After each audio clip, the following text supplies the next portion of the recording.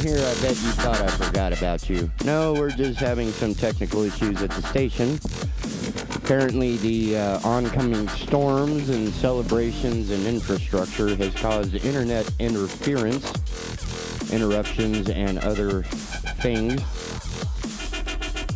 Trying to work it from a local location makes it difficult. Anyway, tune in to the Big Talker Network, Big Talker Live, BigTalker.live. Download the app for Android, iOS devices.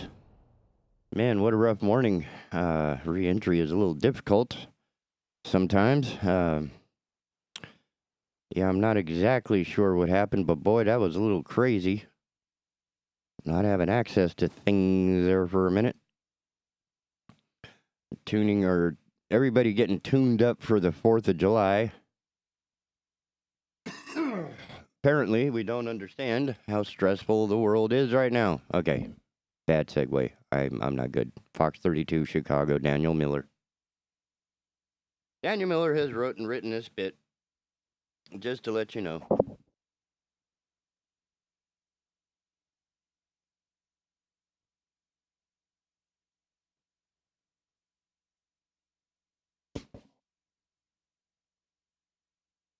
Is that, you gonna stay? All right.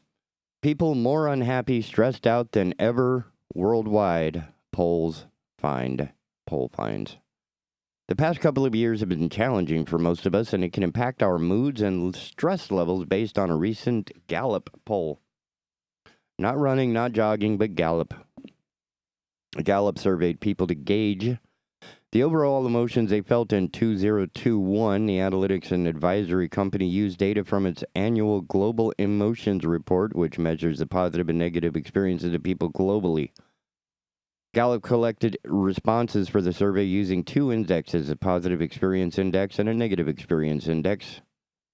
The positive and negative experience indexes are based on individuals' responses to 5 questions about positive and negative experience they had the previous day before participating in the survey. Higher scores for both indexes reflect the feelings most people polled experience, Gallup offered.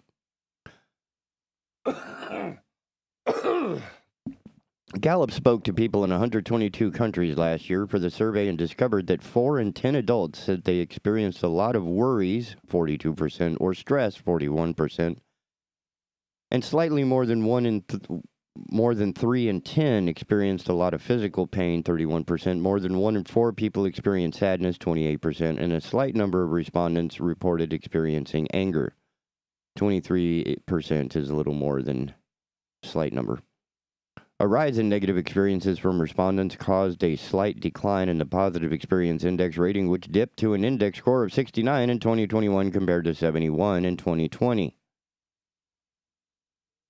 Results from the survey reveal that stress, worry, and sadness for people increased in 2021 compared to 2020 when the pandemic began. Experiences of worry increased 2 points, while stress and sadness rose 1 point each. Additionally, respondents said they were less likely to have learned or done something interesting the day before they were polled. However, there were some encouraging takeaways people shared in their responses. 7 in 10 individuals said that they felt well rested, that's 69%, experienced more enjoyment, 70%, or smiled or laughed a lot, 72%, and 9 out of 10 respondents said they felt treated with respect, 86%. Yeah, we're stressed, man. But that was not the kind of article we were hoping it would be, would it? Was it? I didn't think so. No. Not at all. I mean, what do we have to be stressed about? We're doing fine. We got all the power and energy. Okay. Since I got nothing else, coffee's running low. So are my spirits.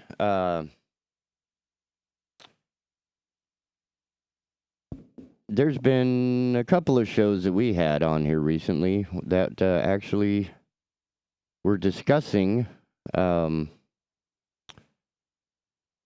the different forms of energy, different, techniques or whatever.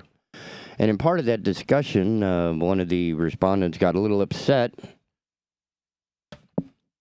And I'm going to try and address some of that all at once. Maybe not. I don't know. At least for me, it's an opinion. So, if you don't like it, you can have your money back. I don't care.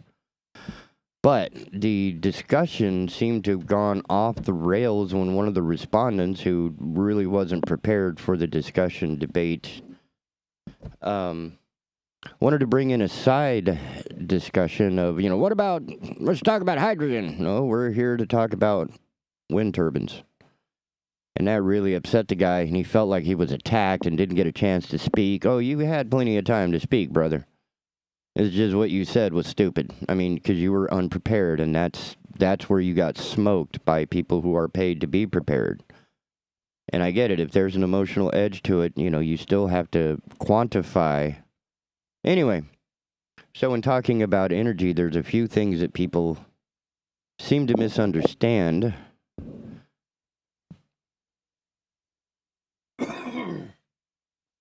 Wind energy, solar energy, hydroelectric energy, nuclear energy, all the types of energy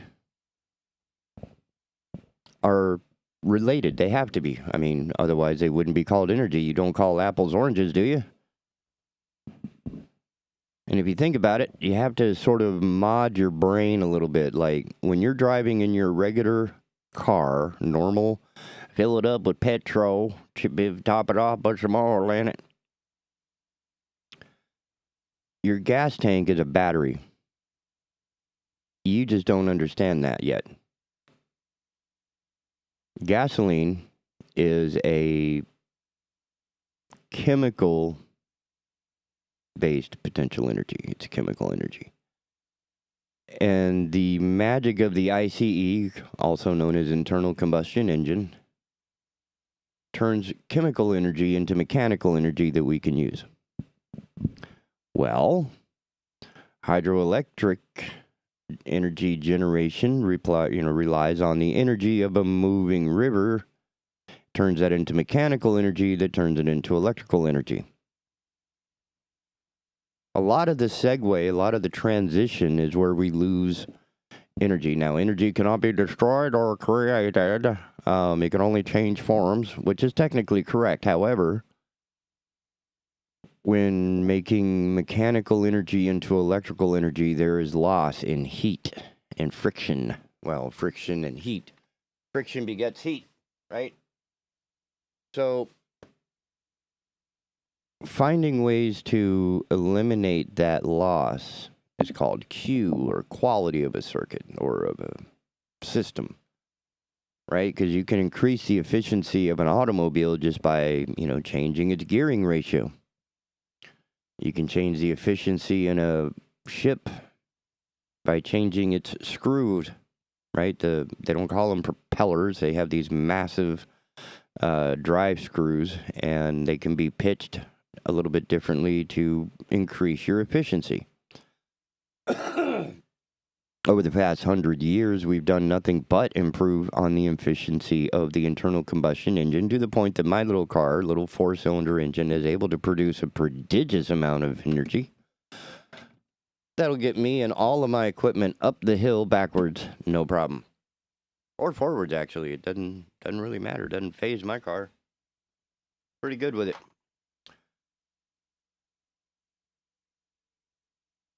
But energy is also inside every cell inside your body. So if we were really interested in conserving energy or whatever, we would find a way to use our energy to do what it is we need. See how that works? Same thing with pedaling a bicycle. That is energy. That's mechanical energy in motion that can be used, as it has been in a number of YouTube videos in other countries, for people to, who don't have electricity or electrical grid. They can power what they need by pedaling the bicycle thing. The chain is turning a turbine, effectively. It's turning the generator's shaft, and the stator is generating electricity that they can use to charge their cell phone or whatever needs to happen. So energy production, right? Everybody's been out of shape about coal and gas and oil and everything else. And, why we don't want to know wind turbines because no. You see, that's harnessing wind energy, turning it into mechanical energy that becomes electrical energy. We still have to go through that mechanical phase. So whether we're using gas, coal, nuclear, hydroelectric, the only one that does not require a exchange through a form change, right, from mechanical is solar. Solar can be translated, or whatever the term is, it escapes me because I'm still low on coffee. That's the only one that doesn't go through a mechanical process to become electrical energy. Everything else requires spinning something inside of spinning a magnet inside of a wrap of wire to generate electricity.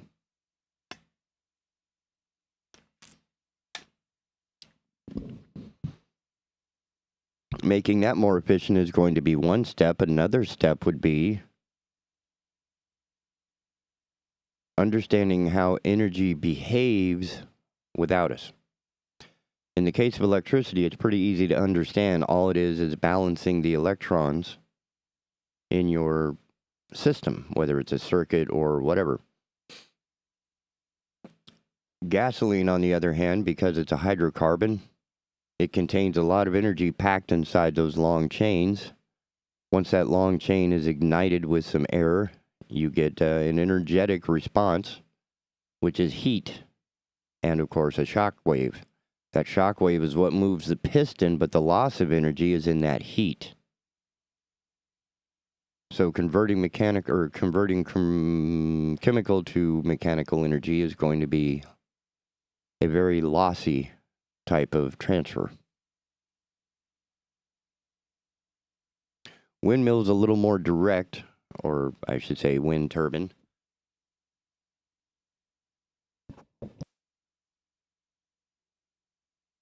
The wind is directly pushing the mechanical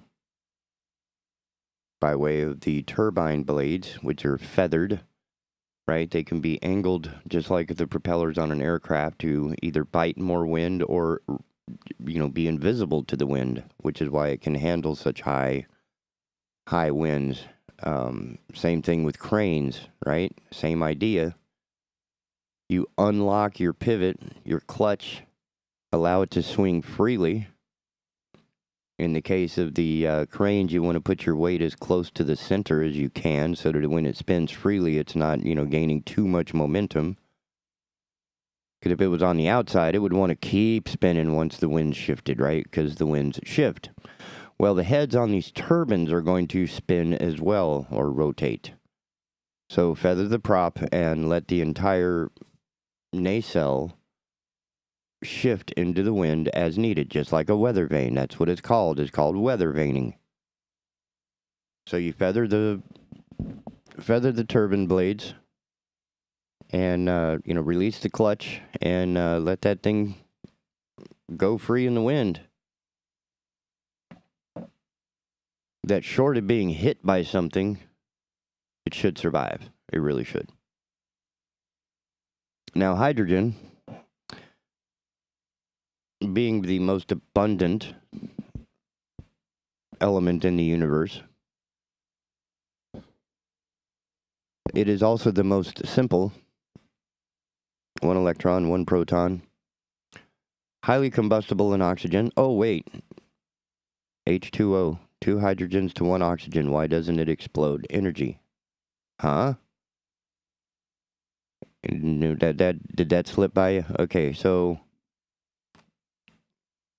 I'm not even good at chemistry, but the understanding, just general understanding of how these things bond by way of electrons, right? That the hydrogen and the oxygen are going to be very strongly bonded, sharing electrons between the 2 hydrogen and the oxygen atom.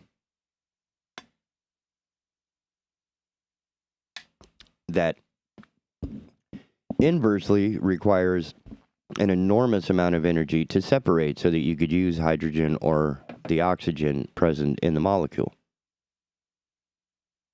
In fact, if I'm not mistaken, it requires more energy to break those bonds than are present in either of the elements once you do break those bonds, right?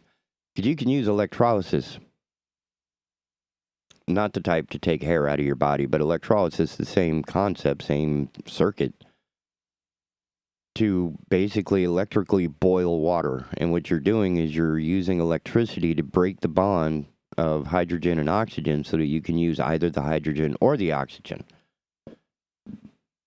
And I've seen it used on a motorcycle before. I thought it was adorable. But the amount of energy it took to get that bike to run on hydrogen was insane. And literally took, like 2 or 3, maybe 4 times as much energy to disrupt those bonds and harvest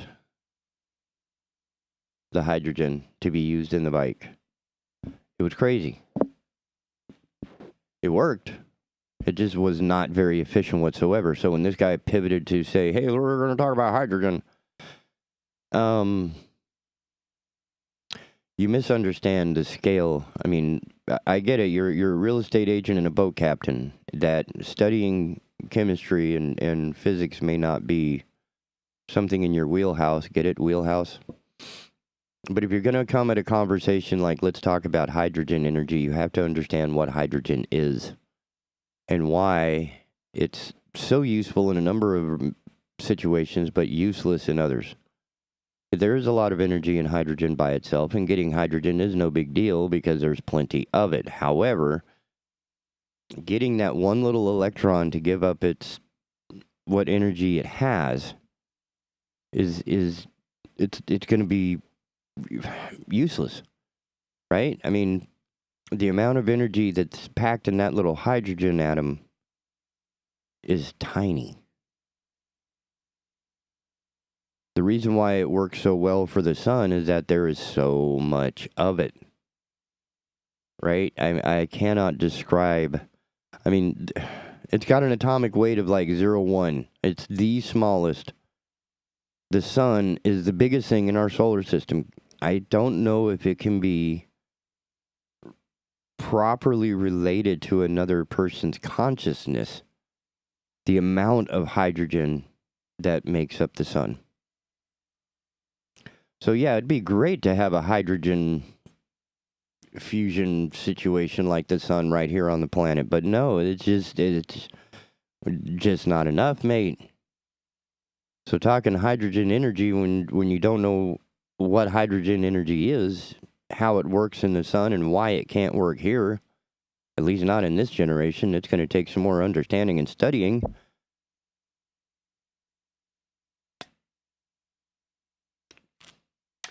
Understand that there's a lot of us not putting up with that. Don't need to.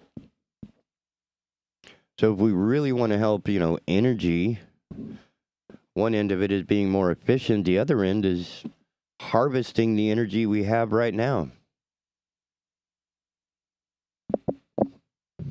Right? I mean, you're familiar with a treadmill, right? Everybody on this planet is familiar with a treadmill. Everybody's been on a treadmill. Well, how many people are larger than they need to be and really should walk it off? Okay, they're going to be on a treadmill, right? Hey, instead of powering the treadmill, let the treadmill be the power generator and the fat guy walking be the battery. So as fat guy walks, he generates energy on the treadmill. Make it a civic duty. Everybody walk on a treadmill for 10 minutes a day. There's 300 million people in this planet. If 300 million people were to walk for 10 minutes on a treadmill, we could probably generate enough energy to not need Russia. Maybe that's not unique. Maybe it is. I don't know. But there are other forms of energy that we're just, not paying attention to, or we find that it's too heinous or inhumane. Right? When you walk your dog, there should be a way to take those muscle movements and turn it into energy. I mean, because it is energy. It requires energy, right? Because you push against the earth with your foot to begin your walk. When you step, you are exerting energy on the planet. If you could get between you and the planet, you could extract a little bit of energy to add to our bucket. And I think one of the biggest things that needs to happen is finding a single energy form, right? Because right now we have like 15. Anytime we need energy, it's like, okay, which one? Electricity is pretty dominant, but apparently oil, gas. You feel me? So moving towards electric cars would be to standardize the format by which we measure and use and sell energy. Getting away from fossil fuels, which are little energies of themselves, would be for a number of reasons, but certainly to allow us to moderate our resources. If we are able to generate all the energy, electrical energy that we need without the use of burning stuff, I think we should. And that includes burning nuclear stuff. Because the fallout and we're in the baby steps of nuclear energy, and we have so much nuclear waste, we are losing our flippin' minds. This stuff doesn't go away. And right now we're at 8 billion on the planet. In a few years, it'll be 16 billion. People are going to be digging this stuff back up while we're generating that much more nuclear waste. Not a good end game. On the other side of it, the more fracking and stuff that we do, and the more oil extraction and burning and burning and burning, one of the things that was discovered, much like trying to dig up and change the earth, is you run into, oh, look, the only thing holding up the crust there was all the oil that we struck out. Once you sucked out all the oil, there was nothing to hold up the mantle of the earth, and you have a massive sinkhole that swallows half the state.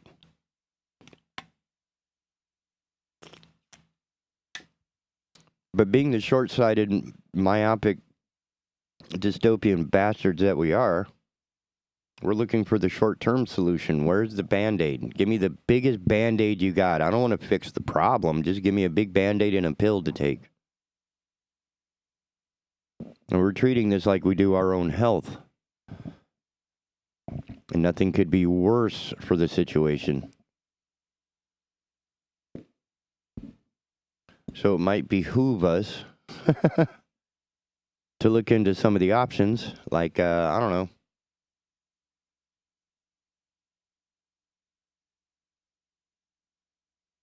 More wind, more water, more solar.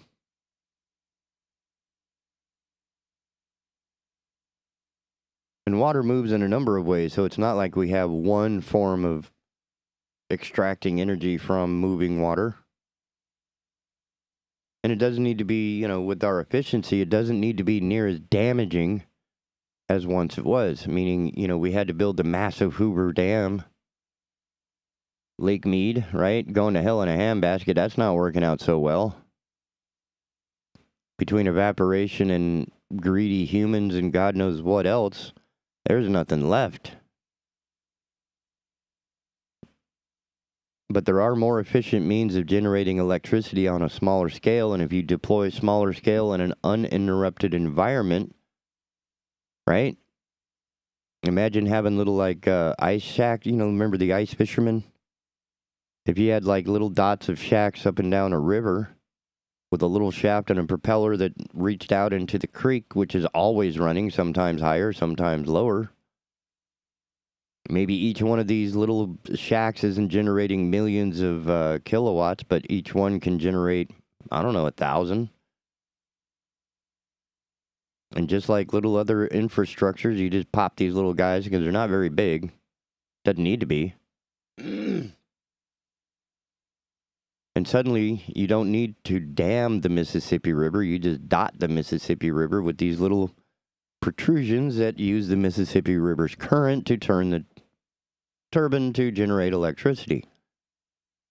That way you don't have to build a massive dam and then worry about the lake drying up and everything else. Talk about ruining that environment. All we did was bleach about 100 feet of elevation across the canyon there.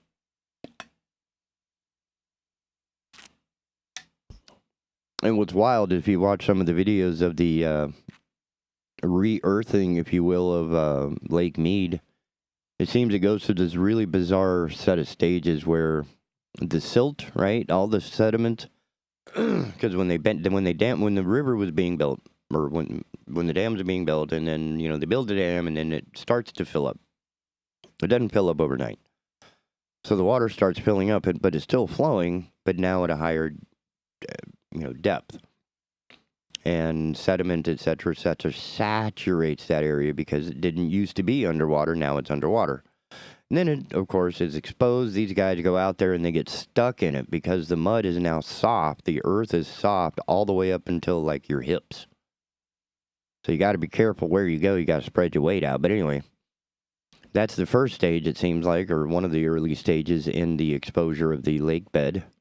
And the next stage is an insanely quick, bright green overgrowth of grass. So this part of the earth is wanting to come back to life. Maybe we should let it. The Hoover Dam was wonderful for its time. It has served its purpose, and it may be time to let it go. We can find other ways to generate electricity. The other issue was water for the people in that area. However, the people in that area were horrible stewards with what they have, as you can tell, that another solution is going to be required. But because everybody thought, oh, Lake Mead is fine, now they're in a panic, and they don't even understand how close to the 12th hour we are with so many other things. Our infrastructure, our bridges, our roads. Energy is required for all of that. But we do not seem to appreciate the speed at which stuff goes sideways. Lake Mead is losing, like a foot a day or something ridiculous. That doesn't seem like much. 30 feet in 30 days? You do the math.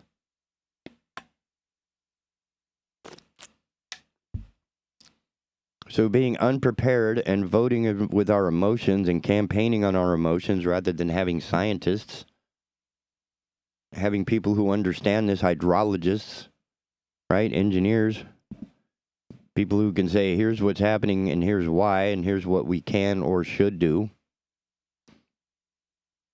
Instead of passing policy on public perception, depending on how well you can spin being a good neighbor like Kim Wires does, then you can do whatever the hell you want. And nobody's going to care, right? Because we voted it in there, not realizing, or, somebody realized and was ignored or certainly quieted, stifled, squelched, any number of those thesaurus-based synonyms.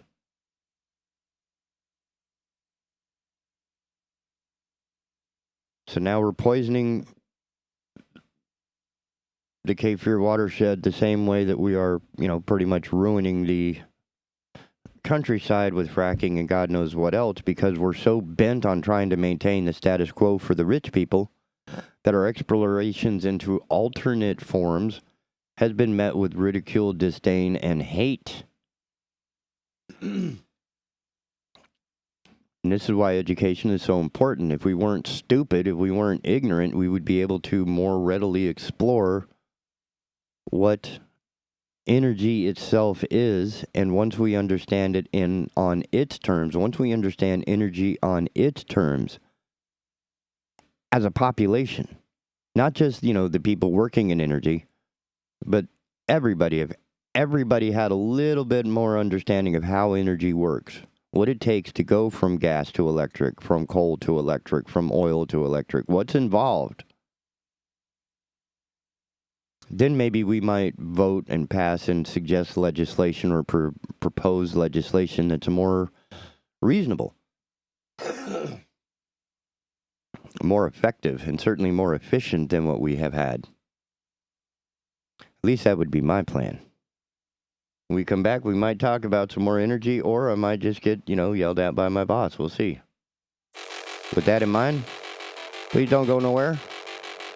The Asylum, your refuge in a world gone mad, will be right back after all of this. Oh, drop it. Yeah.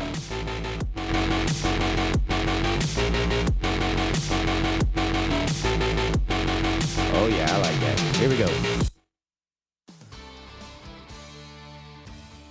Hello, I'm Matt Bennett with WWAY News. The cost to rent a home is going up in the Cape Fear. According to ApartmentList.com, rents in Wilmington increased more than 2.5% month over month in June.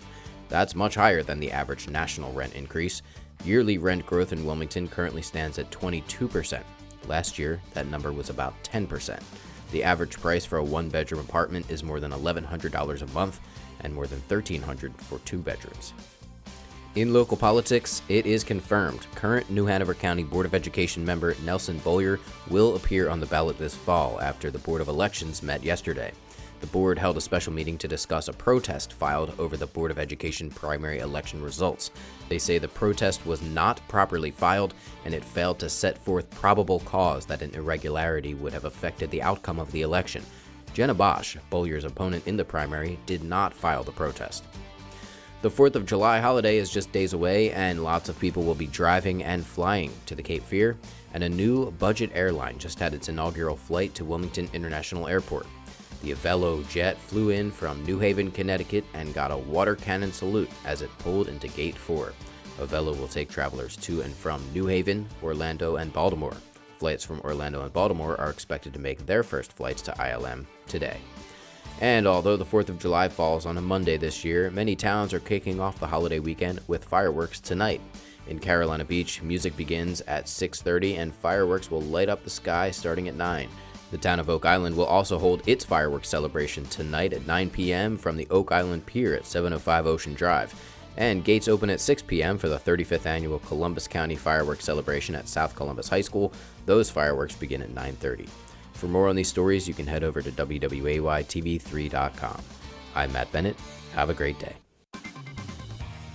I'm meteorologist Matthew Huddleston with your WWAY Storm Track 3 AccuWeather forecast. Expect scattered showers and storms to increase throughout the late morning hours and early afternoon. Highs today mainly in those middle and muggy upper 80s. And will stay warm and muggy heading into later on tonight. A few scattered showers, otherwise mostly cloudy skies, and lows in the lower to middle 70s.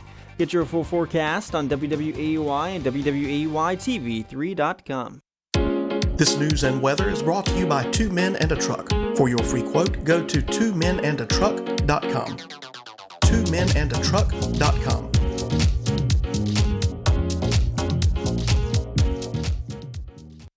Joining Big Talker Network is as easy as asking for it. Program your digital home assistants such as Google Home, Alexa, and Siri to stream Big Talker Network content by simple voice command. Enjoy convenient hands-free access to program whenever you want, however you want by asking for Big Talker. My name is Brian Wilson. I'm running for District Court Judge. During my lifetime, I've gone from protecting your God-given and constitutional freedoms as a combat vet of the U.S. military to working locally as a carpenter building homes while I worked my way through college. For the past 17 years, I've been protecting and defending your constitutional rights in the courtroom. I'm currently protecting our rights of our most vulnerable, our children, as the guardian ad litem attorney advocate for the children of Brunswick, Columbus, and Bladen County.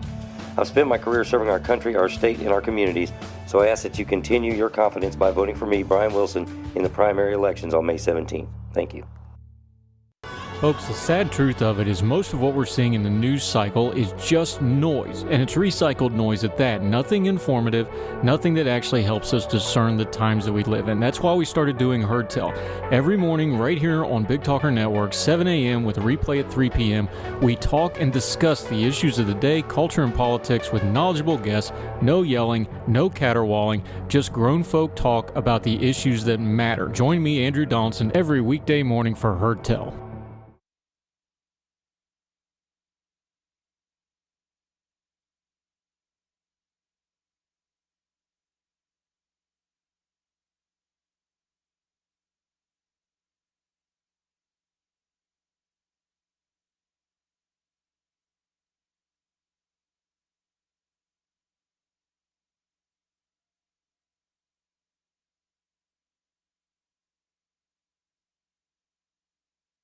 A little ahead of me, I guess.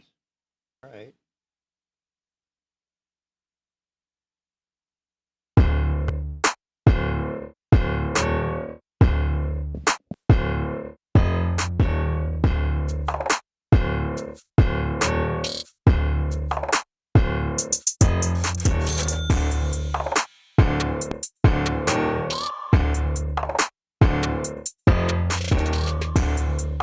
There we go. I was looking into a little bit of the battery technology and not finding the answers that I was expecting, or at least the answers I was looking for. Because that seems to be what's going into the future, is finding a decent way of storing energy. Because that's the one caveat to electricity, is it doesn't store very well. Gasoline stores really well. You put it in a tank, you put a lid on it, make sure it's got a little ventilation for expansion so you don't end up with a BLEVE, boiled liquid expansion vapor explosion. BLEVE, just like it sounds. So, every one of these has caveats and downfalls, etc. One of the things that I thought was humorous from the anti-turbine guys at the Brunswick show. The lubrication! You idiot. Okay, so let's use your automobile as an example. How much oil, which is the lubricant, to the engine, and let's even expand it all the way to the transmission, because the fluid in there is also a lubricant. How much lubricant do you lose out of your vehicle? This guy was trying to claim that there was just, this blood red leaking everywhere lubricant, and it was bad, and it was going to kill all the fish, and it was just millions and millions of gallons, and oh my God, it was just terrible. Dude, shut up. The design of these turbines is just as tight, if not tighter, in tolerance than required for the automotive engine. They do not want to lose lubricant, therefore it is going to be a sealed environment. And you're talking about, oh my God, then, you have these synthetics and oils and it's really bad and, the lubricants are going to be some... Dude, vegetable oil is a lubricant. KY jelly is a lubricant. Not every lubricant is 50 weight oil in your beat up truck, okay? And it doesn't have blown seals and shot gaskets. These things are built to very tight tolerances that they want the lubrication to lubricate the parts that are moving. They don't want it to go anywhere else. They certainly do not want it to leave the nacelle in any way, shape, or form. That would be considered a failure.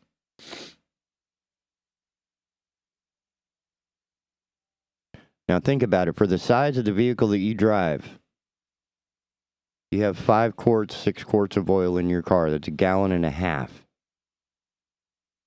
I would be amazed if there was any more than that being used in a given nacelle.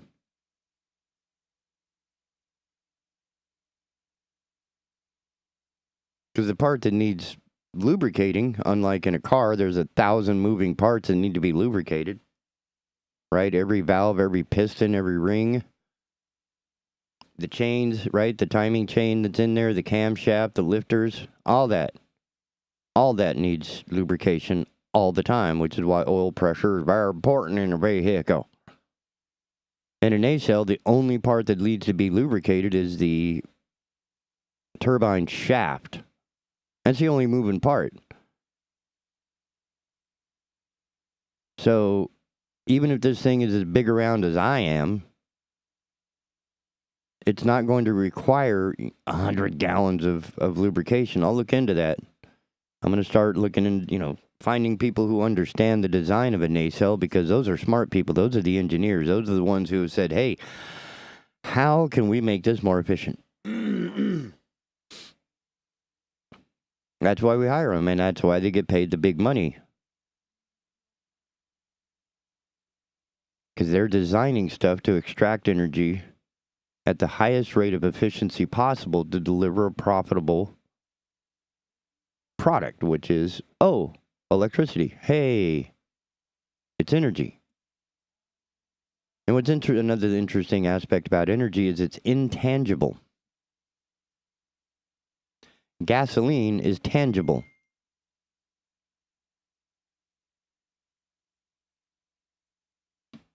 Energy is not. You can kind of see energy. My best example and best that was pointed out to me, and I carry it forward, It's a stack of dominoes, if you've ever seen those, and I'm still fascinated by them. The tipping of dominoes to create pictures and fantastic patterns and stuff like that. Amazing stuff. And as the domino is falling one to another, you are watching that you can't see energy, but that's about as close as you're going to get to seeing energy in motion. Because energy doesn't just sit there, and it's not something you can grab and hold like an apple or a baseball. It's what energy does. Energy is basically some form of motion. I don't know. We have a real hard time describing it for ourselves.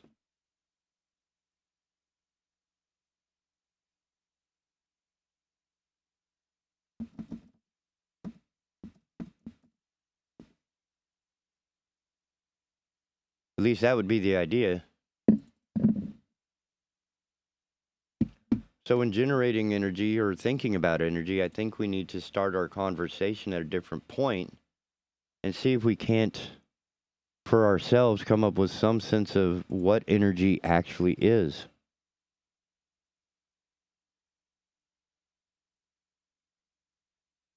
We can't touch it. You can't see it. You can't smell it. You can't hold it. You can measure it. But you have to measure what it does by what it does. You have to measure what it is by what it does. There we go.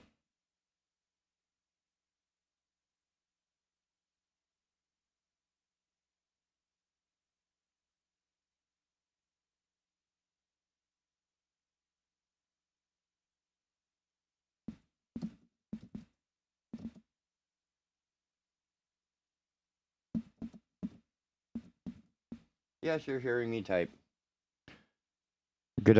It's this conversation, which, okay, I'll go there. It has nothing to do with energy, so you're safe. One of the big projects I'm involved in is called Voice in the Pen, which is like a singer-songwriter cooperative. And it's curated by a couple of people. I don't want to curate it because I'm just not that guy. Right? I'm not the best curator for that.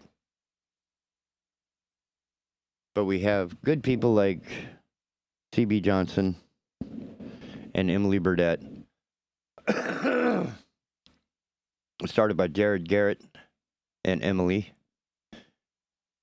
And I was asked to come on board, and it was like, well, I don't know what I can offer. I'm not much of a songwriter. I mean, I like playing the instrument. It's my hobby. I study it.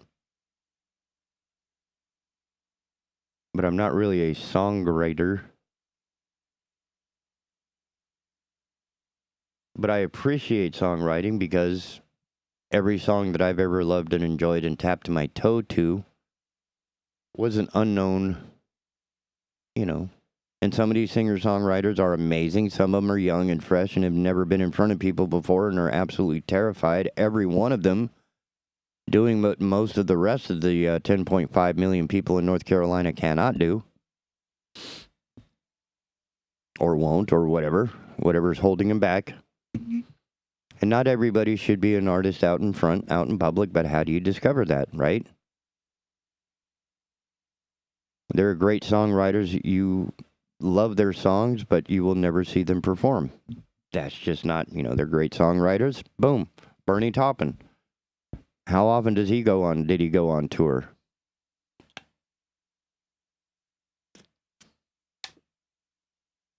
See what I mean?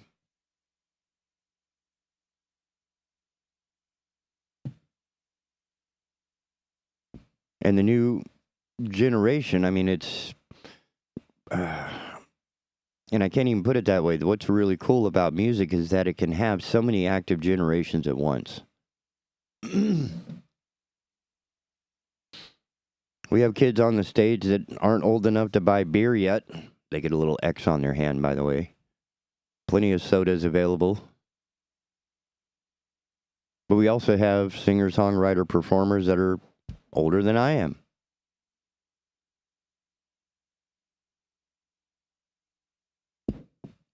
And what's interesting is a lot of the material is a crossover. There's overlap, I should say. Because much of what we feel and experience, the only difference is the perspective. I mean, if you think about it, an 18-year-old could not write a song like Don't Blink, or You Should Have Seen It in Color. A couple of amazing tunes that require age to be retrospective, right? How retrospective can you be at 18? You just now learned how to use a spoon and how to put on your socks and stuff by yourself. But when you're in your 60s, or approaching 60, or, certainly beyond the 50 mark, you're like, okay, now I can look back on 30 years to when I was 18 and still a kid thinking, hey, I should write a retrospective. And some of them are incredibly precocious, astute, and able to relay the experiences, like appreciate elder experience. Right? It's very uncommon to find kids that are 10, 12 years old that are interested in history and old people. They're all about what's new and cool and hip and what the kids are doing. Because they want to keep up with the Joneses at school just as much as we do in society.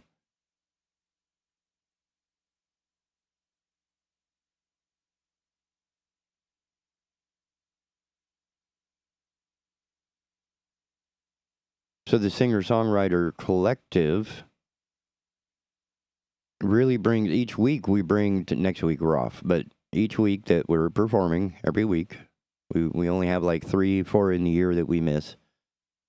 Due to things like, 4th of July celebrations making it difficult to maintain booking during that week. Celebrations and libations and such. But the idea being that we are going to continue doing this because there's so much good material and such good songwriters along the same scale, right? But much of the, what's the word I'm looking for, relationship with life is going to be similar because we all breathe in and out, right? We all need water. We all need sunshine. We're all human beings. We have opposable thumbs and cognition.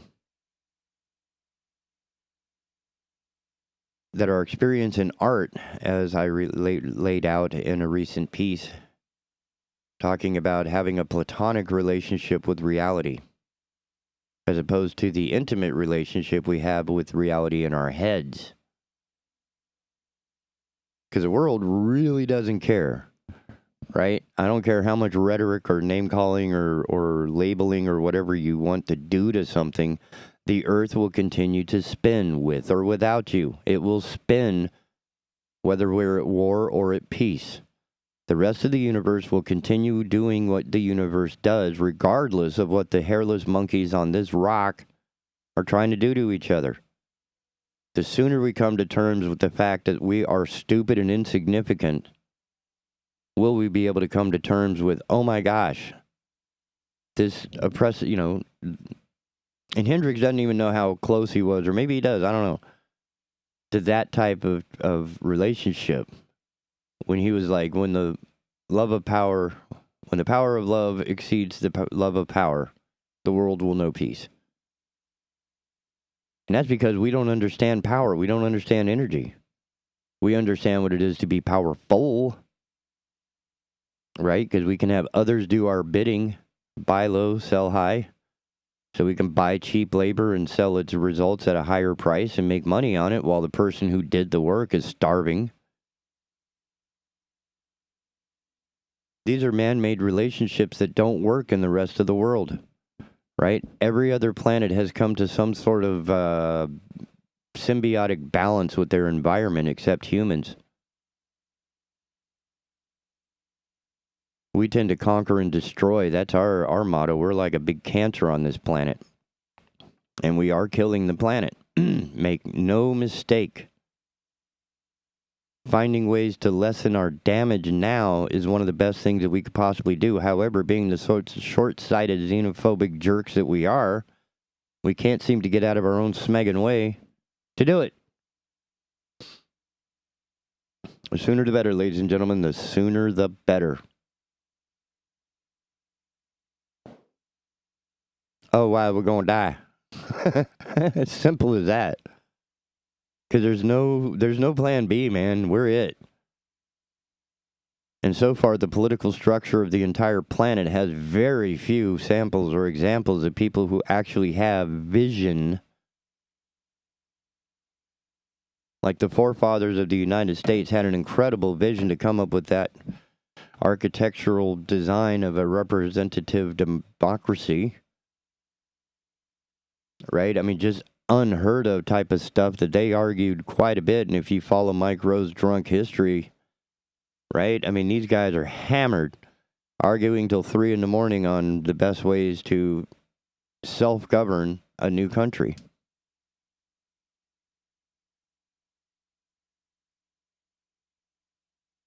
And that was a lot of arguing, man. That's why we have two sets. We have a Congress and a Senate. The Senate is balanced 2 per state, and Congress is per population. It makes perfect sense. How we did the checks and balances so that, nothing like a coup or an armed revolution or an unpeaceful, less than peaceful transition of power can't happen. Those are the safeguards, and we tested them pretty heavily in the last 8 years. And guess what? It held up. But there's nobody like that in the 21st century to be looking into the 25th century. How are we going to evolve as human beings on this planet and survive? And it kind of, the only solution I know of, well, the key component is together.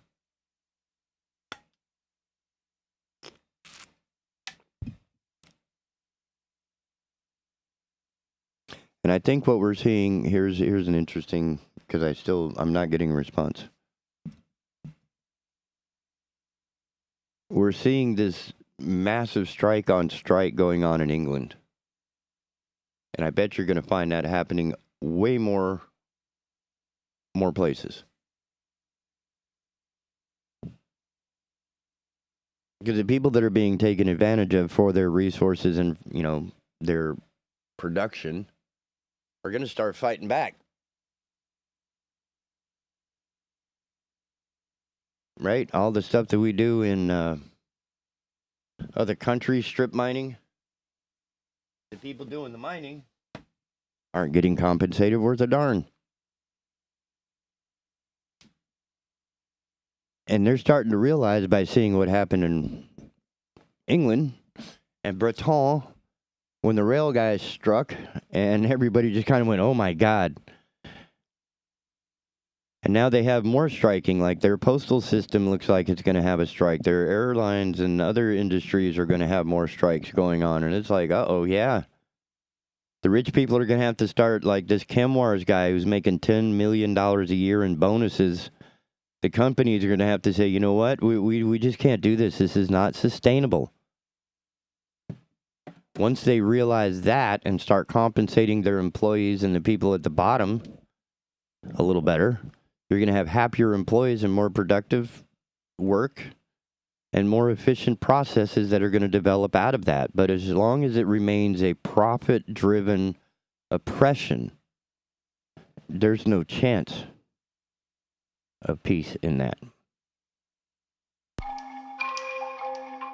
Go ahead, ask me how I know.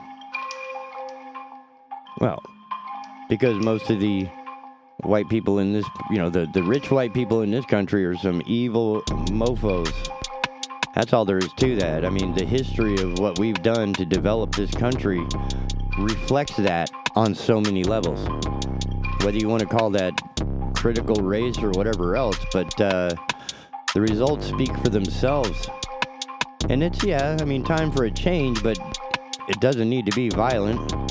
It will be revolutionary, but I think it's going to be revolutionary in ideology, not in violence.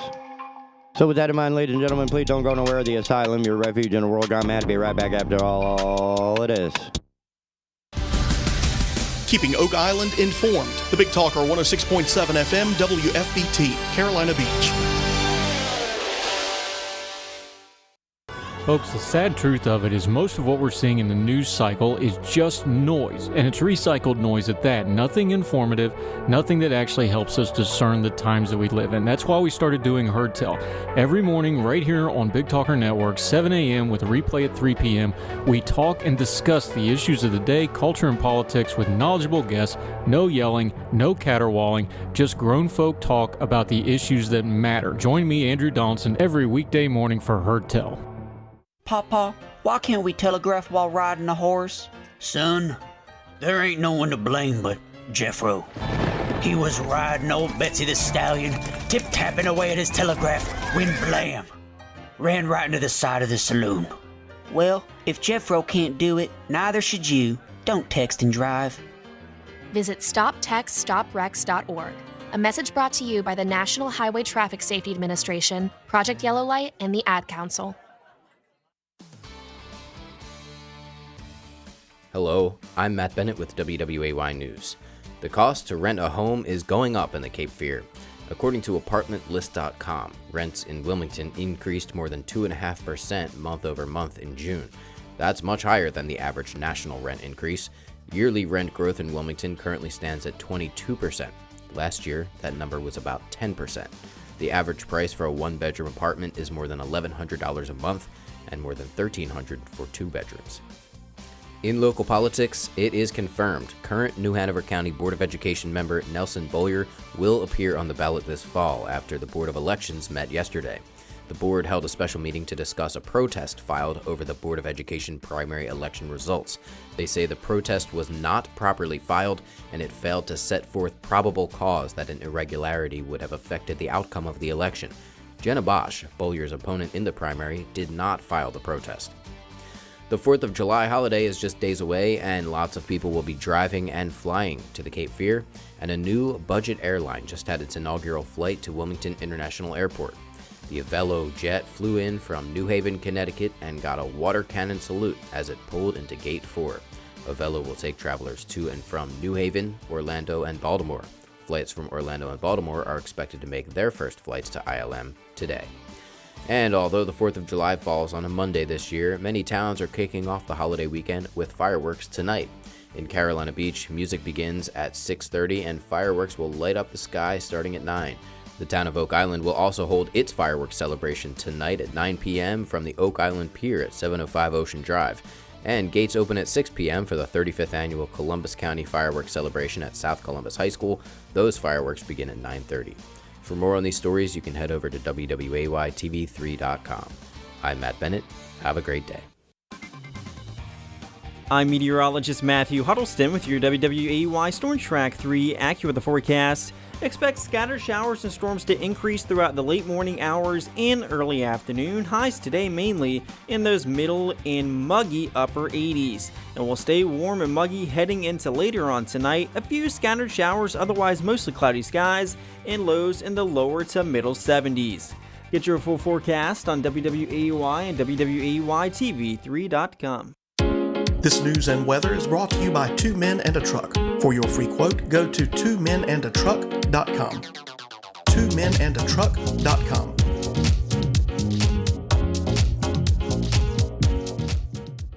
Teachers and parents, the North Carolina Symphony is here to support you as you carry on the education of your children and students. Take your kids on a free virtual field trip to the Symphony with a virtual education concert and companion student book. Go on a virtual journey to learn what makes music music with music by William Grant Still, Beethoven, Brahms, and more. Access the free video and student book with password 1932 at ncsymphony.org/virtual. O'Leary's Automotive Repair has multiple locations in the area in Hampstead, Leland, the Myrtle Grove area, Ogden, and Wrightsboro. O'Leary's Automotive Repair, a trusted, locally owned business since 2006. To protect his home and family from disaster, Steve used courage, wisdom, and his camera phone. That should do it. Way to go, Steve! By simply taking digital pictures of his family's important documents, Steve can always have them stored safely online, no matter when disaster strikes. Learn other simple ways to protect your home and family before a natural disaster at ready.gov. That's ready.gov. A message from FEMA and the Ad Council.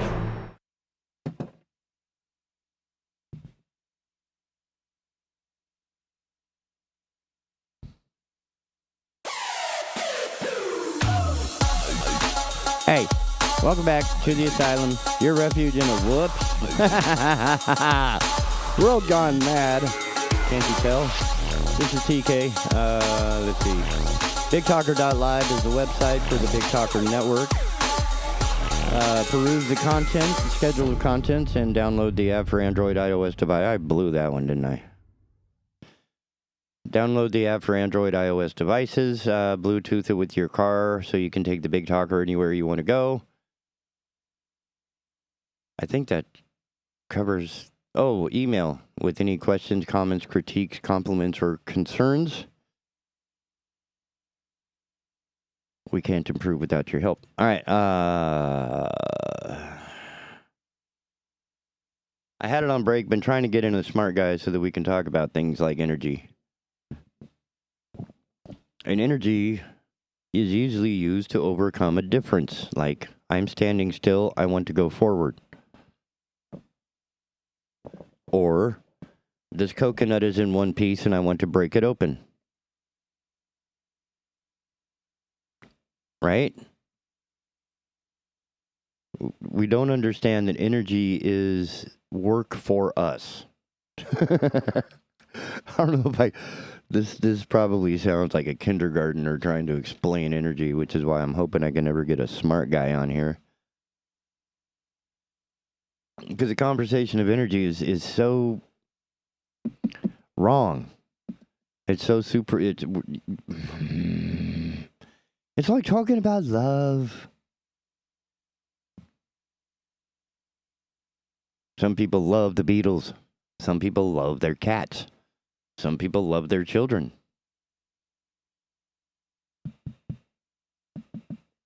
But what is love? Adoration? Respect? What? Attraction? What is it? Same with energy. We're going to have the same difficulty conversing it because we don't even know what the hell it is. We kind of know what it is, and we're all confident we think we know what it is, just like we think we could all be great action stars. Yeah, I would respond better than Leeson did in that environment, man. I'd be doing a much better job. I'd make that work. That girl would never be disappeared in the first place, man. I know how to do this.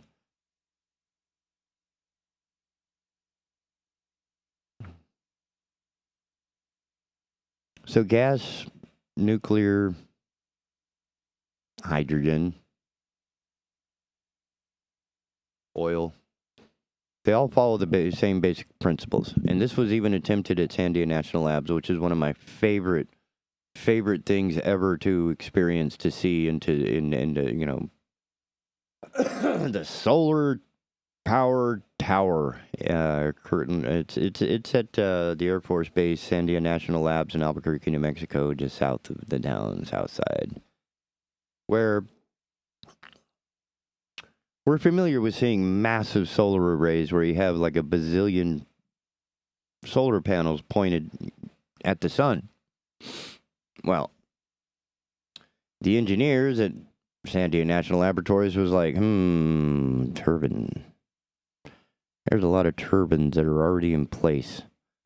What if generating the steam could be done?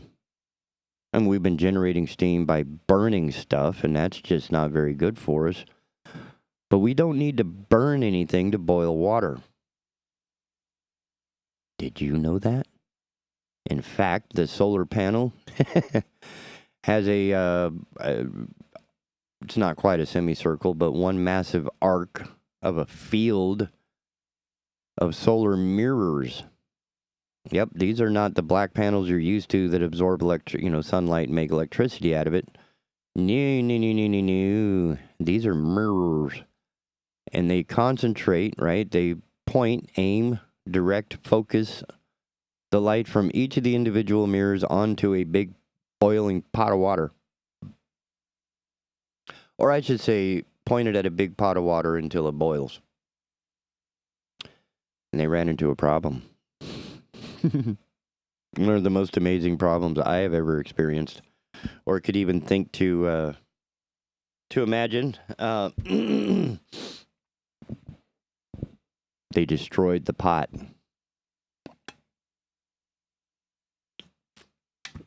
Yeah, it turns out when you use, like, let me see if I can pull up the stats on it. That'd be fun. Solar power tower. And, no.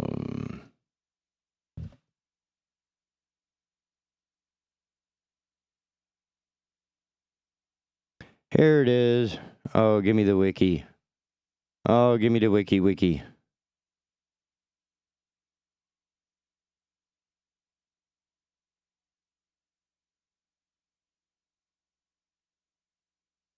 Oh.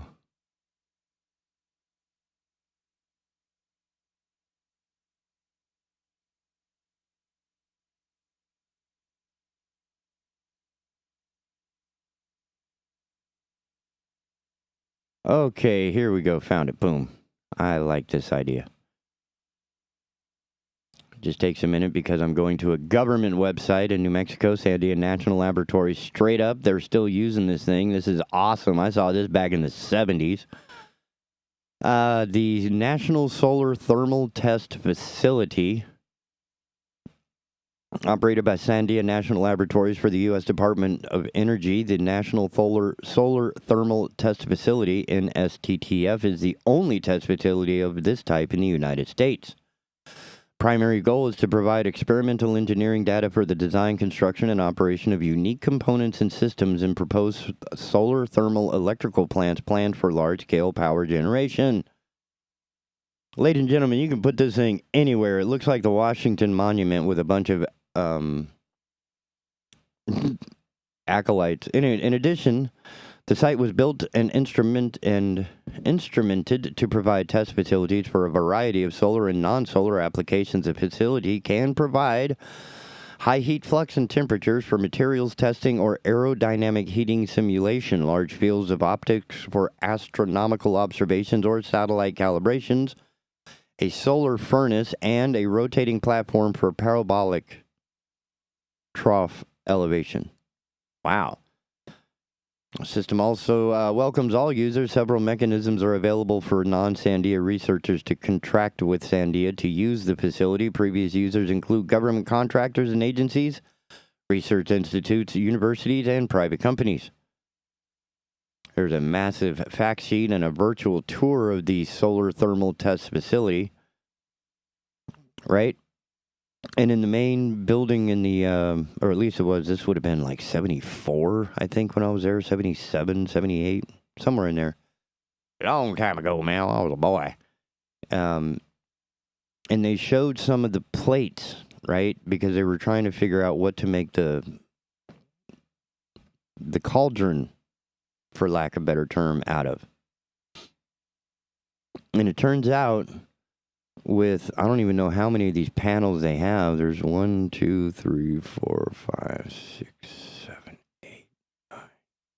I see 10 rows of probably 50 mirrors. So there's, 400 or 500 mirrors that can track the sun and maintain focus on this little door at the top of the solar power tower. Right? And then when you concentrate all that sunlight into one spot, it gets really, really hot. Hot enough that it burns right through the plate steel that they use for testing, like, munitions. So if it burns through a solid 2-inch plate in, like, 35 seconds, it's going to be hard to manage. But it's a good sign. It lets us know, or at least the guy was telling me, because I'm in my little Boy Scout uniform and hopping around, like I'm loaded on sugar, man. I'm bouncing all over the place, and I'm a kid in a candy store, with all this tech and cool stuff that very few people have access to and even know about. And here I am in the heart of it, back in, in the mid-70s, right? So that was a while ago. That was 45 years ago, ladies and gentlemen. And they were looking ahead then on a way to generate electricity where you could use almost all of the same components that are installed. For example, if you were to go to Lake Mead with this device, with whatever water is left in Lake Mead, you would put it into the pot at the top, and you boil the hell out of it. And then that turns your turbine, and that generates your electricity. So with as much heat as this thing was able to generate, burning straight through a 2-inch plate of steel in under a minute, you just build a much bigger cauldron. Because, this is focusing all of the sunlight in an area that's about, 6 to 8 foot, maybe 10 foot in diameter. So if you were to spread that out over a larger target with a greater water base to it, you could generate electricity in the desert. Oh, wait. Did I mention that the Sandia National Testing Laboratories on Kirtland Air Force Base is in the desert?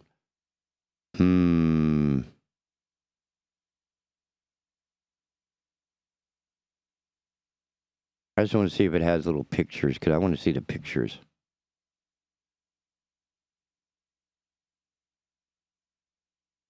Because if it starts playing stuff and making sounds, I'm going to be really mad. I knew it was going to do that. Stop it. No, let's not do that. Okay, we'll do that later. I just wanted to see the pictures. I'm very disappointed they didn't do it that way. So they could show you some of this, what's in that welcome center. So you could see what has been destroyed and what they've done, what they have discovered, I should say, by putting all this energy into one focused point. So that would be another option for generating electricity that does not require burning stuff, but still relies on heat to transform water to vapor using the pressure of vapor to turn a turbine to spin a magnet inside a coil of wire to generate electricity. We do that a lot.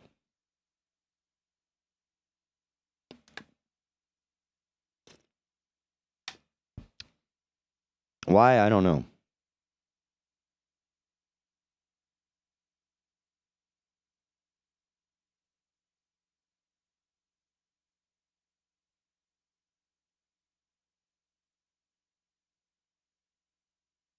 So when you're looking at energy or thinking about energy, talking about energy, the conversation needs to be a little bit more educated based on what energy actually is. Because otherwise we're going to be talking apples and oranges and trying to figure out why it doesn't work here, right? I'll give you another fun example. And this is just the difference. I had a conversation with my roommate and talking about the variations in climate across various countries, like the United States doesn't have a lot. Neither does Canada. Canada's cold. All the way across. However, and I'll do this in America. So if you go across the very northern part of our area and have like Seattle, Washington, and then, Bozeman, Montana, and Pittsburgh, they're all about the same longitude, right? So they're going to have a very, very similar temperate experience. So what works in Vermont will probably work in Seattle. However, it's not going to work in Texas. It's not going to work in Oklahoma or Mississippi, because those environments are different climatically. So trying to come up with energy solutions and systems, I should say, solutions, are going to vary. For example, you don't need very robust air conditioning in Rhode Island. Or Seattle, for that matter. Right? You're so far north that your summers are very pleasant. However, in the south,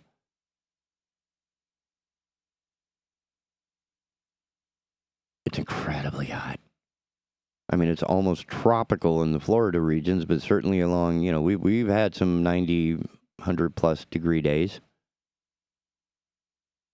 Same in New Mexico. However, using a heat pump phase exchange cooling system in New Mexico is incredibly inefficient.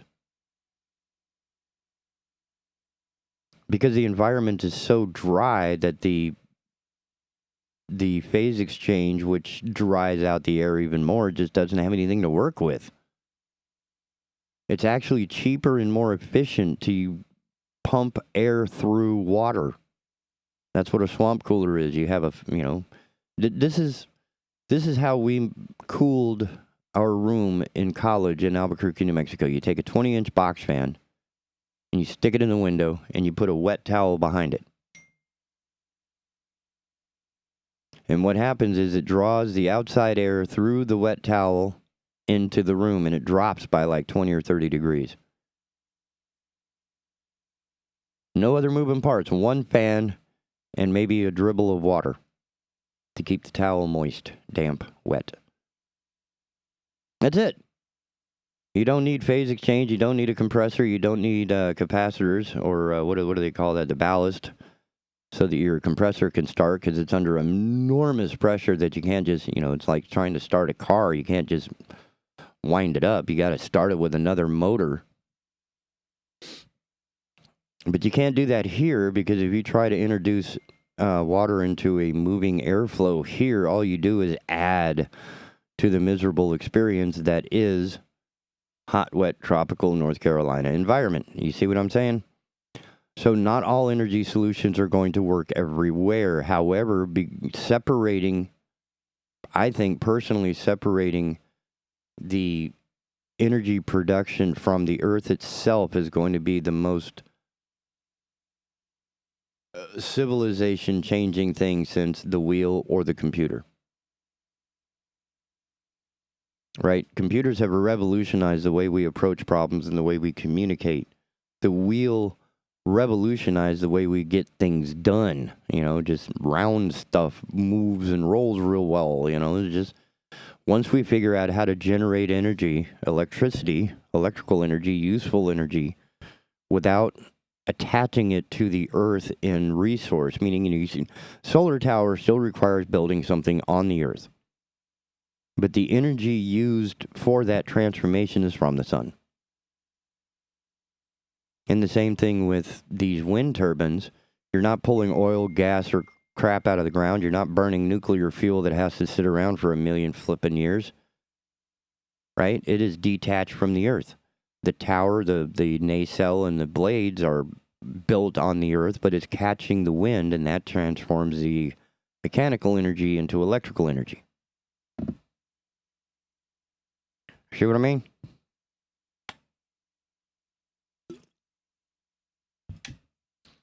So the more that we can remove the creation of energy away from Earth, away from the planet, the more effective and the more prosperous I think we will be as a people.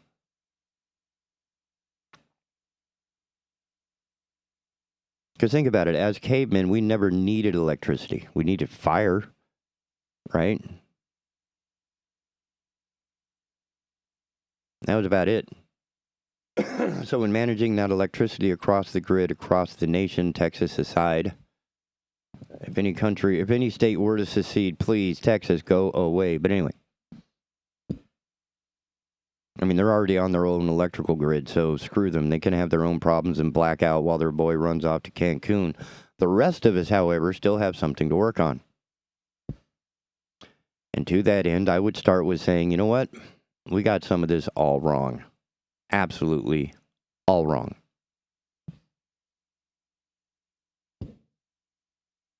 And that's where I think solar and wind are certainly two of the non-Earth requirement situations, right? And there are some other things that are just ridiculous that we just stop. Right, trying to build another Babylon tower where we can, reach our satellites from Earth just by climbing a ladder. Shut up. Even our science fiction writers are just, they didn't even bother entertaining stupid. But what we have done is developed and improved on technology that we know works and still works, right? Voyager 1 and 2 are still working. They're just so far out that it takes forever, which is fine. But whatever it is we did to power those things, it's still working. Of course, it's a very, very low demand. That's due to efficiency by design, efficiency in design. These are things that we need to understand as a population so that we can be more effective in our own planetary needs. We're going to need this, right? Because I think it's absolutely ridiculous. Story the other day talking about putting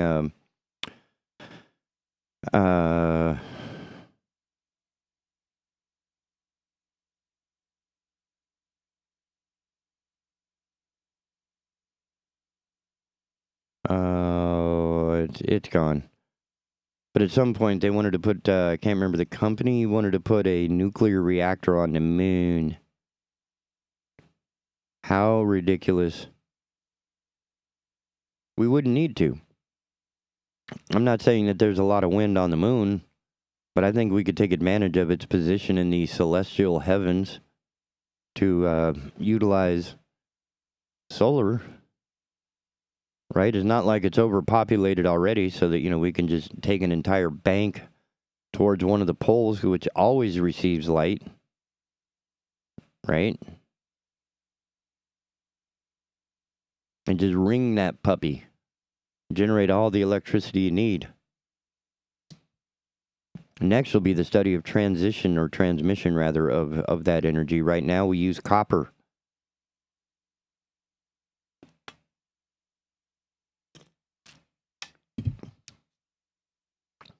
There's other ways to transfer electricity from one location to another, but we just haven't explored or fully understood or developed a useful way of doing that just yet.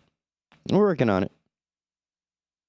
But if we're all getting bent out of shape about what windmills are going to, or turbines are going to look like 26 miles off of the coast, sit down. If you have no idea what you're talking about and you're complaining about, oh my God, all the lubrication's going to get into the ocean. No. By design, they don't want that to happen. Not because they don't want to hurt the environment. That's tertiary to the design. The primary is they want to keep all that lubrication lubricating the stuff that needs lubricating. The ocean does not need lubricating. The gears inside the nacelle needs lubricating, and there's only two. Right? So I can't see a whole lot of lubrication being required.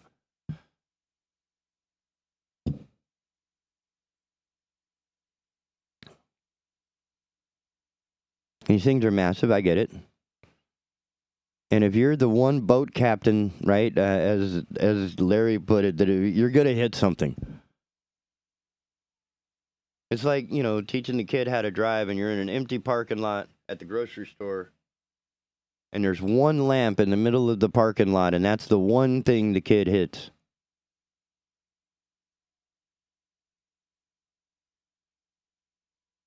That's who we are, ladies and gentlemen. That's So if you hit the turbine, that's on your own thing. But, we have no problem putting oil rigs out on the ocean. And I'm sure those cause even more problems logistically than these turbines ever will. What I find interesting is people complaining about the noise that a turbine makes. No, you see, you hear noise when you interfere with air, right? But if you're working with the air is pushing you. It's not going to sound like a fan because a fan is pushing air. In this case, the air is pushing the blades. So the blades are not going to make sound. Are you with me? Because they are already part of the wind. It's like being in a hot air balloon. This is a weird parallel. If you're in a hot air balloon flying across the ground, soaring in the sky, you can actually light a lighter and it'll stay lit. Even if you're traveling 20 knots, 30 knots above the ground, across the ground, over ground, you're lighter because you are the wind. If you were standing in a 30-mile-an-hour wind, 30-knot wind, it would blow your lighter out. You just could not get it lit. But because you are the wind, there is no difference in velocity between the wind pushing the balloon and the wind acting on the lighter. So you can sit there with a lit lighter, no problem, the entire time the balloon is floating. I mean, that's how a hot air balloon works. Otherwise, it would blow the flame out trying to keep the balloon filled with hot air. You with me? And you have to have a cold air intake for the hot air balloons burners to ignite, right? Because you burn oxygen, the fuel just helps get the oxygen burning, and then all that heat fills up the balloon, and the balloon goes up in the air. Now it's flying along with the wind, so that anything wind-related, like, you could read a book, because it's not going to blow the pages around as if you were in a 30-mile-an-hour windstorm. But we don't understand that. We just like to complain because we don't understand. Oh my God, that thing's going to be loud, and it's just going to go. No, it's not. And I'll tell you how I know. There's a whole bunch of them in Oklahoma, or wait a minute, where was Oz? Kansas. Drove through Kansas more than once, and they have a number of wind farms right on the side of the highway, like right on the other side of that, what do they call it, right-of-way fence, right, where the maintenance guys come along. And it's meant to keep wildlife from wandering onto the highway. Massive farms, hundreds of these things. Couldn't hear it. If it's as loud as these people are complaining about, I should have heard it over my car. But no, I slowed down, turned off the radio, rolled down the windows. Couldn't hear anything.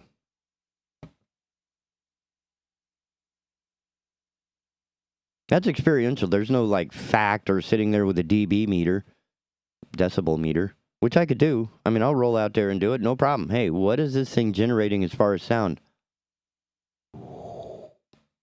That's it. It's going to be the sound of the wind as if it were passing through a tree. And even less than that, because the tree is putting up resistance. The blade wants to be the wind. So the blade is going to be feathered, right, angled, to be the most efficient transfer of energy from wind movement to mechanical movement. But we're too ignorant to look into what it is that makes wind energy work, or solar energy, or any of the other energies for that matter. We just seem to have a real problem with the whole thing overall. Hey, more energy discussion when we come back. We will be coming back to the Asylum, your refuge in a world gone mad. So, don't go nowhere. We'll be right back. Hello, I'm Matt Bennett with WWAY News. The cost to rent a home is going up in the Cape Fear. According to ApartmentList.com, rents in Wilmington increased more than 2.5% month over month in June. That's much higher than the average national rent increase. Yearly rent growth in Wilmington currently stands at 22%. Last year, that number was about 10%. The average price for a one-bedroom apartment is more than $1,100 a month and more than $1,300 for 2 bedrooms. In local politics, it is confirmed current New Hanover County Board of Education member Nelson Bowyer will appear on the ballot this fall after the Board of Elections met yesterday. The board held a special meeting to discuss a protest filed over the Board of Education primary election results. They say the protest was not properly filed and it failed to set forth probable cause that an irregularity would have affected the outcome of the election. Jenna Bosch, Bowyer's opponent in the primary, did not file the protest. The 4th of July holiday is just days away, and lots of people will be driving and flying to the Cape Fear, and a new budget airline just had its inaugural flight to Wilmington International Airport. The Avelo jet flew in from New Haven, Connecticut, and got a water cannon salute as it pulled into Gate 4. Avelo will take travelers to and from New Haven, Orlando, and Baltimore. Flights from Orlando and Baltimore are expected to make their first flights to ILM today. And although the 4th of July falls on a Monday this year, many towns are kicking off the holiday weekend with fireworks tonight. In Carolina Beach, music begins at 6:30 and fireworks will light up the sky starting at 9. The town of Oak Island will also hold its fireworks celebration tonight at 9 p.m. from the Oak Island Pier at 705 Ocean Drive. And gates open at 6 p.m. for the 35th annual Columbus County Fireworks Celebration at South Columbus High School. Those fireworks begin at 9:30. For more on these stories, you can head over to WWAYTV3.com. I'm Matt Bennett. Have a great day. I'm meteorologist Matthew Huddleston with your WWAY Storm Track 3 AccuWeather forecast. Expect scattered showers and storms to increase throughout the late morning hours and early afternoon. Highs today mainly in those middle and muggy upper 80s. And will stay warm and muggy heading into later on tonight. A few scattered showers, otherwise mostly cloudy skies, and lows in the lower to middle 70s. Get your full forecast on WWAY and WWAYTV3.com. This news and weather is brought to you by Two Men and a Truck. For your free quote, go to twomenandatruck.com. twomenandatruck.com.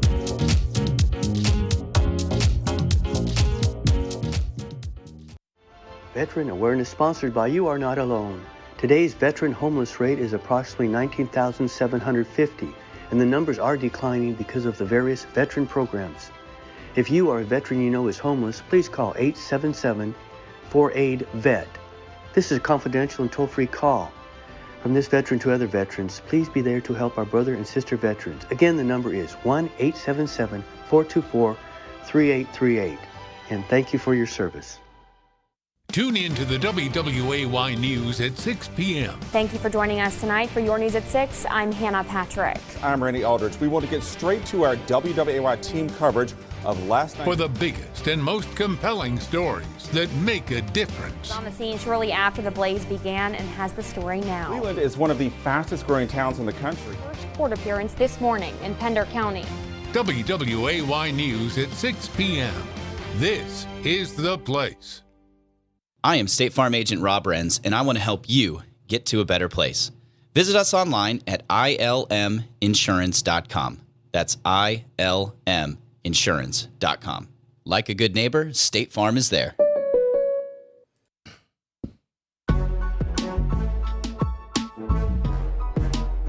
Hey, welcome back to the Asylum, your refuge in a world gone mad. Right here on the Big Talker Network, bigtalker.live. Please visit the website, peruse our schedule of content and all of our shows. Guns, politics, freedom, all things Brunswick, Consumer Choice Radio. Oh man, there's more and I'm just forgetting it. Download the app for the Android, iOS devices. You can pair that with the Bluetooth of your automobile's entertainment system to take the Big Talker anywhere and everywhere you need and want to be. Let's talk energy.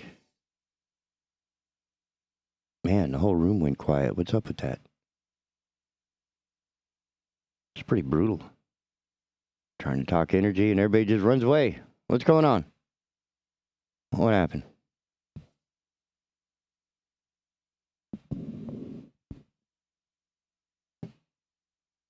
I mean, I guess I do mean to pick on the guy. I just thought it was kind of ridiculous to bring up conversations that had nothing to do with what was being discussed. Totally unprepared for the discussion at hand. We will have other panels, other discussions with other people about other forms of energy, but I think we're missing a lot of the conversation if we don't understand or agree on what energy is.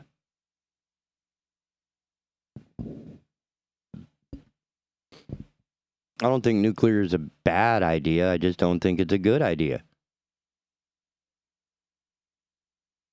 Certainly because we haven't found a way to deal with what's left over, and it's still, it hurts the earth to get that kind of stuff necessary to make nuclear reaction possible.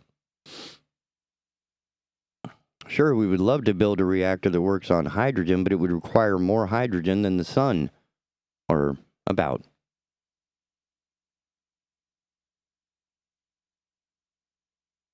We understand that process.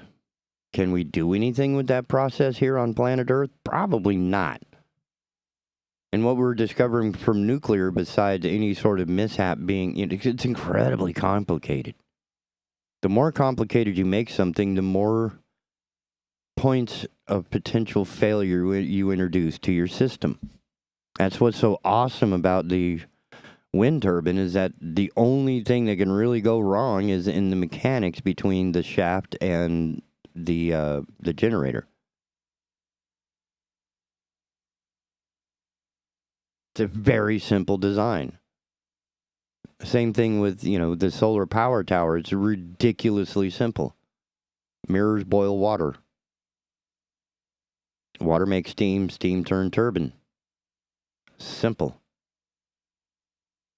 Nuclear requires, all kinds of safeguards, and if anything goes wrong, you need to bury the whole damn plant. If we haven't learned from 3 Mile, Chernobyl, or Fukushima, we're stupider than we look. But the real cost of nuclear is going to be in the disposal of the waste fuel rods, which are still radioactive. If we were really smart, we'd find a way to use because the used spent fuel rods must be kept cool. You heard me right, which means that they will still heat things. Like if you put it in a pool of water, it will boil away all that water. So it is still generating energy. It just gets more and more dangerous the more to get that energy, the more depleted the uranium or nuclear source is. If we just avoided all of that, we would avoid a whole lot of problems, and we could just replace all of that. Hey, how about with, everybody on a treadmill for 10 minutes or on a pedal bike for 20 or something, If we really gave a damn about our environment and the generation of electricity, we would start using human energy. Because we turn plants and animals into mechanical motion, and digestive motion, etc. And we have waste products that we have to deal with, right? There's not a lot of waste product unless a turbine blade gets damaged. It's not like they have to put them on and take them right off and bury it. That argument is just ridiculous. Look at what we've done with car lots and junkyards. These are some of the ugliest places on planet Earth, and yet we permit them all the time because it's profitable. And once we find a way to make other forms of energy generation more profitable than the current will be abandoned. Like the horse and buggy. A few select purists, right? Like vinyl. Everybody else is listening on MP3 and streaming services and everything else, and there's a few of those holdouts. You got an entire vinyl rig set up. Sounds amazing, da-da-da-da, whatever. Just another form. But it doesn't mean that it's the most efficient, effective, clear way of getting that across. So the inevitable march of technology is going to provide us with solutions. The ability to integrate those solutions is going to come down to the people to whom make the money, make the profit, make those choices.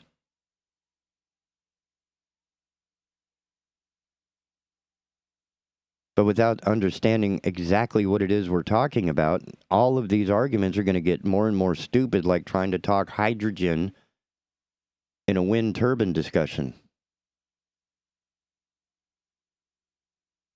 That one just didn't work out very well for your boy.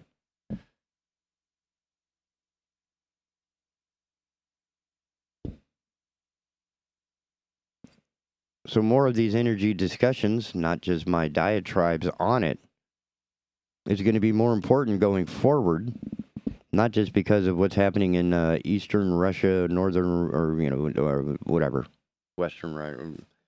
That bad thing. I just don't want to say war. But there's a war going on.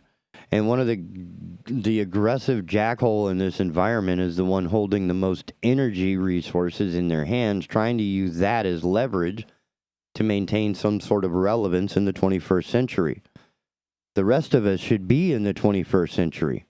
We should already be independent of burning stuff, whether it's nuclear stuff, wooden stuff, gas stuff, liquid stuff. We should just stop that. We can boil water with sunlight. Why are we dicking around with this crap? It's a much safer, much more reasonable way of doing things. Why the hell aren't we doing this? If it's about profitability, I guarantee you we can make it profitable. Guaranteed. And while we're at it, why are we rewarding people who are doing damage to our environment, like the Chemwars CEO? I mean, everybody should be pissed off and calling Chemwars and saying, yeah, what kind of neighbor fleeces $10 million a year in bonuses and yet forces us to pay for the water treatment so that we're not poisoned by the Chemwars environment. But the guy's making $10 million a year in bonuses for exactly that, by not paying for the well testing, by not, minimizing the amount of liability that Chemwars has, is where he makes his money. That's a little bit backwards. Once the power of people is more important, or more, once the power of people exceeds the power of profit, we're going to continue in this vein, in this direction. There's been a small movement that's gaining some traction and some ground, where people are generating their own energy and selling it back to the grid. Some of them going off-grid completely, saying, screw it, if I can't generate it, I don't need it. And believe me, if you get it down to efficiency, only your, heating, cooling, and your refrigeration for food is going to be the biggest expenses of your electricity, of your energy. Everything else can be done, far more gently. We've gotten efficiency down for our entertainment down to nothing. My guitar doesn't use much at all. But we like our toys, right? Our Roombas. They need to charge. They need power. What's cool about that is they can trickle charge overnight when you have the least amount of demand on your system. Oh, I forgot the washing machine and dryer. Those are pretty heavy duty also. And what you need for cooking, provided you're not using natural gas or liquid propane or something like that. That can be sourced here in America. And the advantages to that, cooking with gas has immediate heat change advantage. A little more manageable. You can see what you're doing. It's still dangerous in other ways. I like the induction method idea. However, it requires special cookware. So, there's plus and minus to everything when looking at the efficiency of using energy. Generating energy, all of them have plus and minuses. Some have less minuses than others. And I think a lot of the minuses that were presented at the All Things Brunswick meeting were completely fabricated. They were completely emotional, not quantifiable in any way.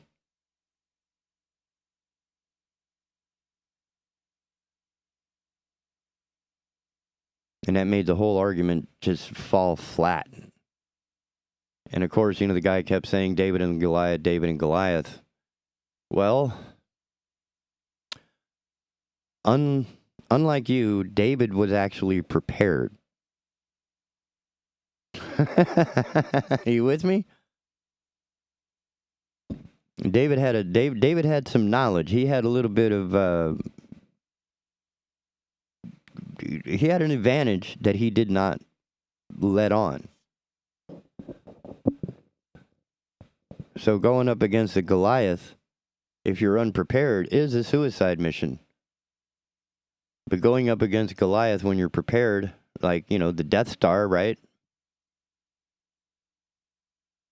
They knew this might work.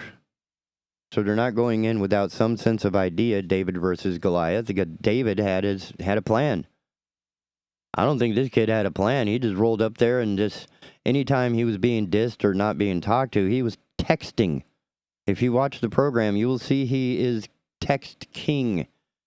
And I think some of those, he was very, very upset when we finally had to tell him, or the moderators had to say, look, stop talking about hydrogen. That's not what we're discussing. We're discussing wind turbines. That pissed him off. The rest of the show, he sat back with his arms folded if he wasn't texting. How do I know he was texting like mad? Because his cell phone was interfering with the microphones. And you could hear the beep, beep, beep, beep, beep of all that transaction right there next to his phone, right next to his microphone. And Viewshed. That was the biggest part of his argument. You're gonna see him. Dude, I have to see you. I'd rather not. But that's a subjective thing. There's a lot of people I don't want to see. There's a lot of things I don't want to see, but there they are. I adapted to understand power lines, not necessarily that they're beautiful, but in their aesthetic condition and their need, right? We need electricity. So if you're a lineman who makes money putting those up and maintaining them, they are the most beautiful creation man ever made. For the rest of us, they're necessary. So getting upset about it and calling that to be a foul is completely ridiculous. Otherwise, we would not have any overhead power transmission lines. Because that would ruin my view shed. I'm just driving down the road and want to see the trees and the pretty birds, but instead I see these wires and these poles holding the wires up. Dude, really?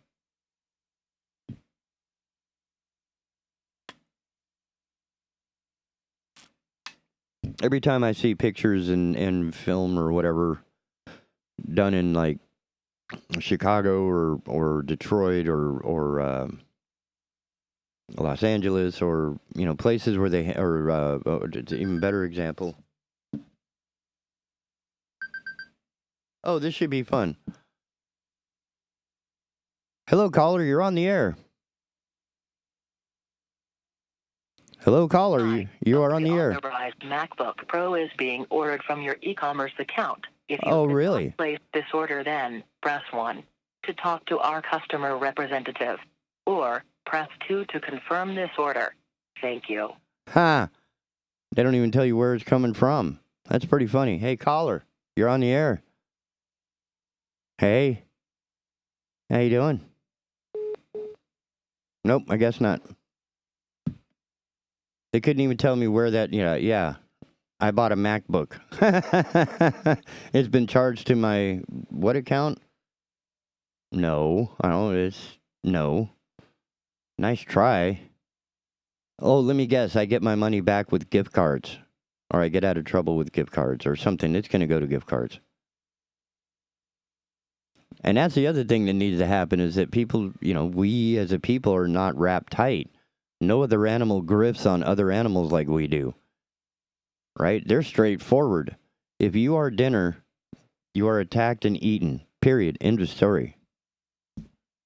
There's no grifting and,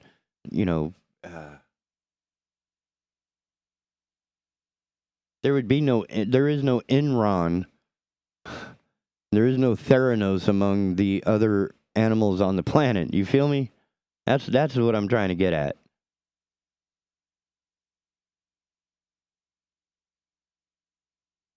We have completely turned this thing upside down. So until we come to terms with that, I don't think we're ever going to have a solution for the rest of this. So we can yell about energy all we want, but if we can't have the conversation without being a jerk, then this conversation will never get finished. I want to talk hydrogen. We're not talking hydrogen. We're talking about wind turbines. And so far, there's a little negative and a whole lot of positive, except for little Karens like you. So being swayed one way or the other, as Dan is trying to say, I was sold before this thing ever started because I was reading up on it back in the 70s when it was being released in Pop Sci. Popular Science, for those who don't know. Right? I mean, I knew about constant velocity transmissions decades before they ever made it into vehicles. Because I was curious, and that magazine really does look at some of the technologies. And I don't know about now, but certainly in the early mid 70s and late 70s, it was an incredible magazine that kept us up on what to look for as it comes down the pike. Right? The iPod was on, the concept for the iPod was already in pop sci long before it ever hit the shelves and became one of the most amazing things ever sold. Followed by the iPhone, and now it's turned into its own cult, its own almost religion, for Christ's sake. I like my Apple products, but I'm not buying the latest iPhone for $1,000. Are you out of your mind? I bought my phone for $150. The case cost almost as much as the phone. Because I know I need the phone to last, and it doesn't need to be fancy. If I want to take a nice picture, I got a nice camera. If I need to take a quick pic, I got my phone. Confusing the two has really warped our sense of value across the planet, certainly across hominis americanus.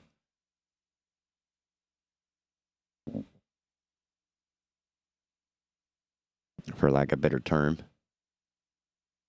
So, yeah, a lot of energy lost, a lot of energy spent. But I think if we were the more we can disconnect energy from Earth, the resource, the nascent, the fuel of energy to be removed from the Earth, separated from the Earth, I should say, severed, using wind and solar and water. That's all we need. That's all we started with as hairless apes coming out of the trees in the first place. That's all we had. We had water, because you need water. We got sunlight, because you need sunlight. And wind, because wind makes rain. It doesn't make rain directly. You have to understand the hydrological water cycle to understand how it moves moisture around the planet. Trade winds and moisture and elevation and temperature and humidity and pressure, right? They all work together to bring water to water plants and crops and such.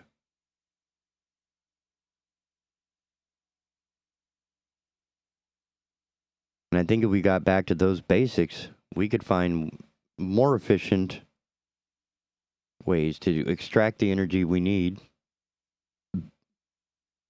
Right now, we've gone to this insanely oversized megastructure. Maybe getting back to the individual makes more sense. Right? If my little 1/3 acre plot can have a turbine and a couple of solar cells all over, solar panels on the roof, and I can generate enough electricity to maintain my own existence, maybe a couple of propane tanks for my grill and my dryer. That way the only electricity that my dryer needs is turning the motor. Same thing with my water heater. Use that on some propane.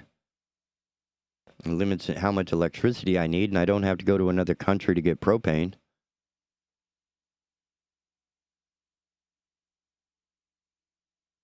But certainly eliminating, the heavy hydrocarbons that have to be processed to hell and back.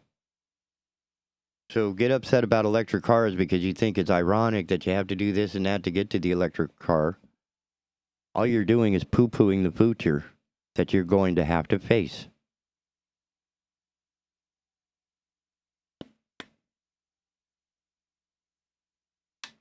And one last item for contemplation. The cost of energy is independent of any government structure, except maybe a government that's like Russia, where fuel is the country. Here, all energy is privatized.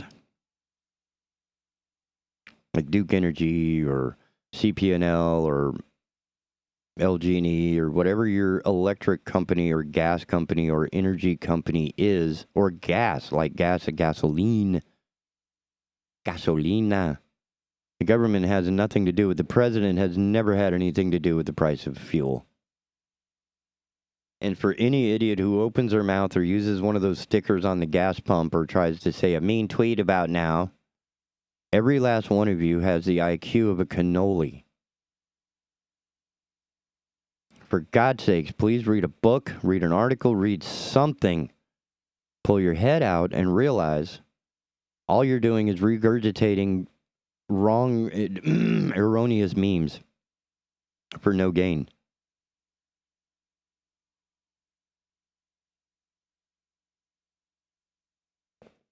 Gas prices, gasoline prices, oil prices are all set by the people who manage that. That would be the OPEC.